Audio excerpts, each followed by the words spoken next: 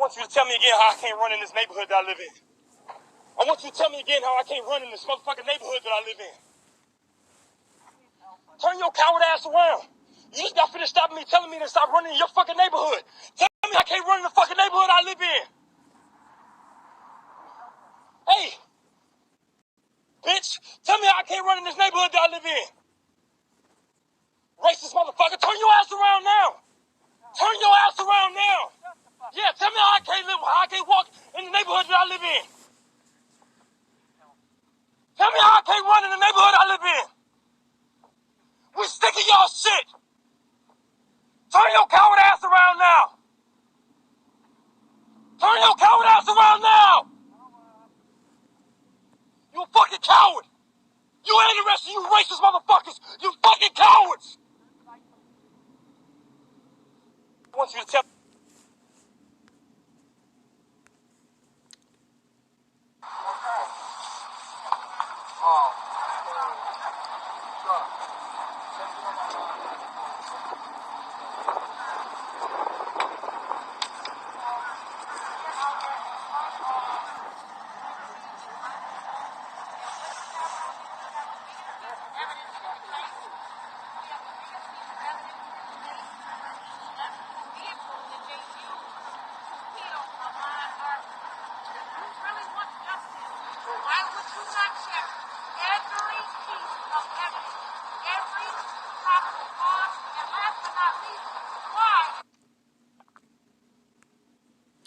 Shalom. First and foremost, I want to give all praise, glory, and honor to Yahweh, Bashem, Yahushai, Bashem, Rakakwadash.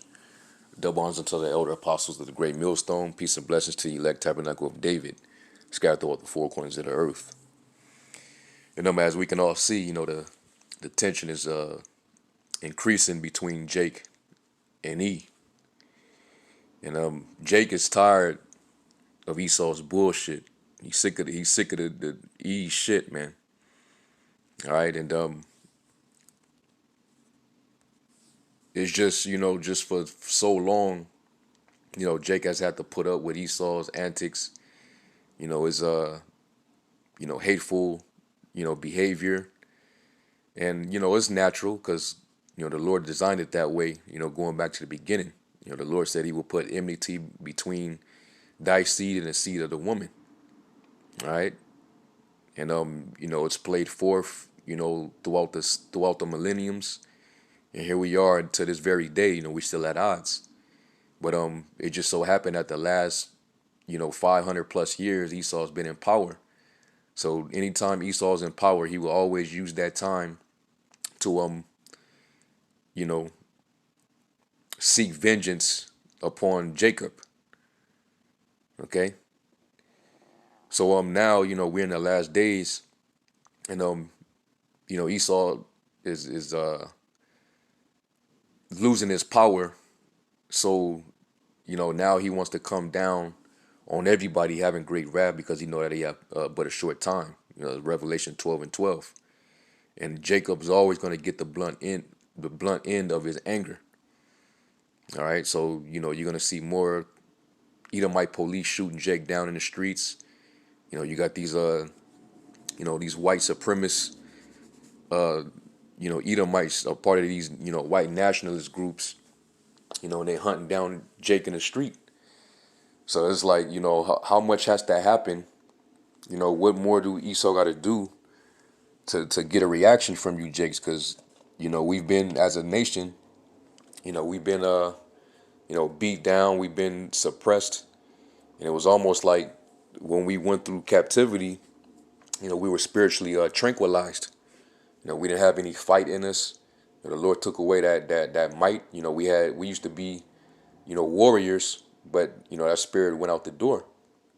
All right. They broke us down in captivity. And then they indoctrinated us with plantation Christianity, which basically it tamed us. All right. So that's why Esau always had the attitude of, believing he can do whatever the hell he want to do with us. And, nothing would, happen to him. And apparently some of these devils think that, we still living in the 1940s and 30s, where, all they had to do was walk around with their gun and, a nigga couldn't do a damn thing to him. Because he's a man of the sword. He lives by the sword, and that's the only thing that gives this man the level of confidence that he has. But now, things are taking a change, and Jacob is no longer with they not for the bullshit, man. And even in this video, you see Jake, howling on this faggot Edomite, you know, and as he's screaming on him, even that dog, man. You notice the dog turned around at Jake a few times, and the look on the dog face was like, hey, I feel you, dog. I feel you, I normally I'll be attacking you right now, but hey, I actually feel you, man. But let me just keep up with my master, man. He keeps me fed. You know what I'm saying? But hey, man, the Most High is he's stirring that energy up, between Jacob and Esau. All right, and that leads me to let me just bring the scripture out. All right, Genesis 49 and 9, and it reads, Judah is a lion's whelp. From the prey, my son, thou art gone up. He stooped down. He couched as a lion, and as an old lion, who shall rouse him up? All right, and for a long time, we've been couched down. All right, to the point where these nations, especially Esau, they felt like they can just treat us however they want to. They can do whatever they want to us without any retribution, without any recompense. And that's why it says in Isaiah, the 51st chapter, it was like they was able to treat us as a doormat, man. It was a point in time where they can have their way with our women, and there was nothing we can do. Like going back to slavery, if Esau wanted your wife, there was nothing you can do. They'd make you walk on the street. Anytime an Edomite was passing by, on a street, a residential street, if a Jake saw an Edomite, the Edomite had the right of way to just keep walking on the sidewalk, and you had to walk around them onto the street. It was at one point in time in history of this country, it was like that. Certain towns that you couldn't even go into, you wasn't allowed. You had Jim Crow. Okay.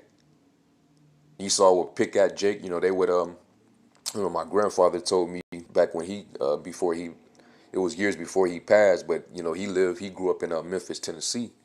And he said he remember as a kid, walking around and walking home from school or whatnot in the neighborhood, and some Edomites would pull up and tell them to put their hands in the window, and if they didn't, Esau would try to do something to them. So they would put their hands in the window, and then they would roll the window up, and that shit hurting, like damn near try to smash their finger, in the window, and then they would actually drive around with their hands stuck in the window.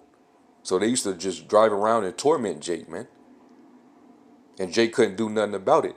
They'd go home and cry about it, and wish they can do something about it. And fast forward, to the times of civil rights and beyond. Anytime some injustice happens to Jake, where Edomite put a Jake to death, it's just a repeated process. Oh, these niggas are just gonna go out to the street and march and ask and beg, for justice. It's the same freaking, and that's the definition of insanity, man. When you think one act that you do, you constantly do it over and over, thinking that you're gonna get a different result. Esau sit back and laugh at you niggas every time. Hey, let these niggas get it off their chest. Let them go out there and march. That's not a threat. We ain't worrying about that. Let them do it. They'll feel better and they'll forget about it next week. And it'll just be another nigga dead. So for a long time, it's been that way, and that gives these nations, especially Esau, the attitude that they can just walk all over Jake and do what the hell they want to do. And Jake is quick to get brolic and hood, all right, real tough when it comes to their own people. But they never channel that energy towards their real enemy, their real oppressor. All right, so it's gonna take a lot for Jake to rouse up, man. And now we're starting to see that. All right, when your back is against the wall, you backed into a corner. What could you do? Well, that's what's gonna cause Jake to be roused up. The Lord is stirring this thing up, man. So this is Isaiah 51:23. It says, "But I will put into the hand of them that afflict thee, which have said to thy soul, bow down." Meaning what? Hey, couch down, man. Lie on your freaking face. All right, and it said going back to Genesis 49 that they would be couched down as an old lion. An old lion is basically he doesn't have any fight in him. He's old, you know. He's not that young warrior that he used to be when he used to run the jungle, man. People, the other species in the jungle knew not to fuck with him. Okay, we have that that old lion, man. You just old and tamed. All right, that dog that as long as you feed it, you could beat the shit out of it, but as long as you keep it fed, you know what I'm saying, and he get the rest up or whatever, you could do what the hell you want to that dog, and he's still gonna be loyal. That's why you got coons, you know. So it says that we may go over, and thou hast laid thy body as the ground and as the street to them that went over. Going back to that here in Genesis 49, man.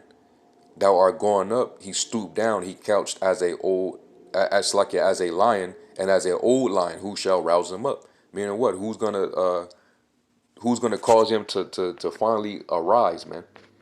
All right, and you go up to you look up that word rouse. All right, the word is quawam. Okay, hey, we always say quam yashala, man, meaning arise, Israel, and it says in the definition to arise, stand, rise up, stand up. You know, so what's gonna cause Jake to finally stand up for themselves, man? It says to arise in a hostile sense, to arise, become powerful. Okay, and who's gonna do that? The Most High is gonna do that. All right, he's gonna put the spirit into Jake to finally, raise up, man. And it's gonna be war out here in these streets. Okay, because Jake ain't gonna stand for the bullshit any longer. All right, now, dealing with these Jakes walking around with armed rifles. We don't advocate, taking, you know, taking arms and walking around with assault rifles. We know that that's not our power, man. Our power lies within the Heavenly Father, man. Yahweh Shem Yahweh Shai. The scriptures tell us to wait ye upon me until I rise you up to the prey. We gotta wait on the power of the Lord, man. All right. Right now, the power is still dealing with Esau on the left hand. He lives by that sword. That's his blessing. You're not finna outgun Esau. All right. Now Esau does respect. All right. When he sees shit like this, when he sees Jake walking around armed, like they trained and they ain't with the shit. Esau then, he respects that better. He respects that more than you niggas marching up and down the street. Talking about some no justice, no peace. Esau, he laugh at. Matter of fact, Esau join in with you on that shit, man. He ain't worried about y'all when y'all in that spirit. All right, but when he see Jake in that spirit, all right, like, hey, man, we fuck that, man. You know, and you standing armed and ready to go with this devil. Esau respects that, but hey, like I said, we don't advocate for that, man. The weapons of our warfare is not carnal, but spiritual. Okay, it's gonna take more than just artillery to take this man down. All right, but anyway, let me go from there to Numbers, because it's naturally in our spirit, man, to be hunters, man. We're warriors, man. This Numbers 23 and 24 says, "Behold, the people shall rise up as a great lion, and lift up himself as a young lion. And he shall not lie down until he eat of the prey and drink the blood of the slain. All right, and the Lord's gonna put that warrior spirit back into Jake to finally rise up against this devil, and that's when it's gonna be a chase row. That's when it's gonna get bloody, man. You know, it's gonna go down. Okay, and the Lord's also gonna put the spirit into his elect. Let's go to Micah 5 and 7. And it says, "And the remnant of Jacob shall be in the midst of many people, as they do from the Lord, as the showers upon the grass, that tarrieth not for man, nor waiteth for the sons of men. And the remnant of Jacob shall be among the Gentiles in the midst of many people, as a lion among the beasts of the forest, as a young lion among the flocks of sheep, who if he go through, he treadeth down, so like if both treadeth down and teareth in pieces, and none can deliver." So the Lord's gonna put that type of spirit, that that beastly spirit, into Jake, man. All right, and this ain't gonna be done through, AKs and AR-15s, man. This is gonna be done through the spirit and power of Yahweh Shem Yahushai. Okay. If Jake take it down to Esau's level, Jake, you're gonna lose that war, because that's all Esau lives for. All right, that sword, man. He got complete dominancy over the planet because of his blessing of living by the sword, man. All right, Esau got armies and militaries, man. A small ass little black militia faction, that's Esau run through y'all, man. That's why we say the weapons of our warfare is not carnal, man. We can't beat them with the sword. Let's go to Psalms 44. This is Psalms 44, and I'm gonna start at verse. Let me see. I'll start at verse 4. It says, "Thou art my king, O power, command deliverances for Jacob. Though thee, through thee will we push down our enemies.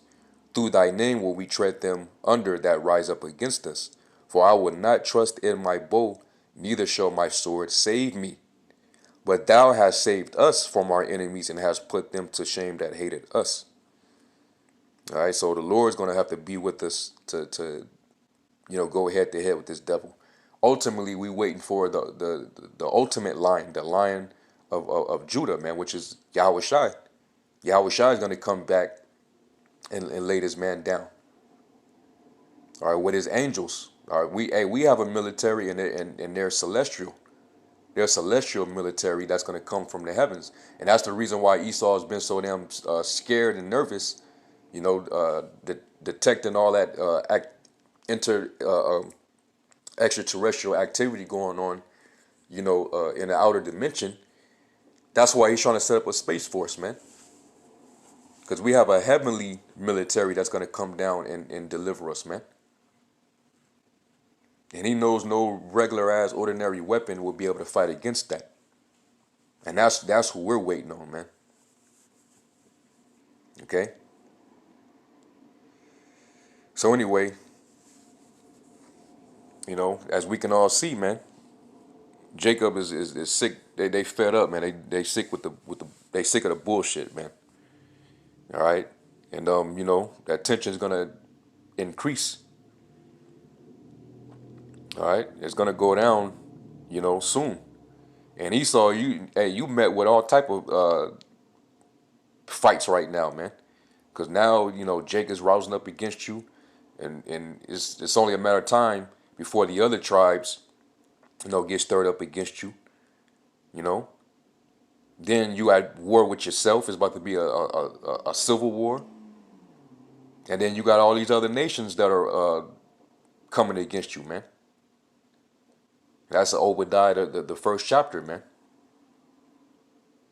Okay? The Lord's finna prepare you to go to war with all these other nations.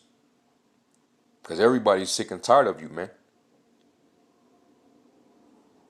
All right? So anyway, I'm gonna close out with that. Hopefully this lesson was edifying. To give all praise, glory, and honor to Yahweh Shem Yahushai. Till next time, Shalom.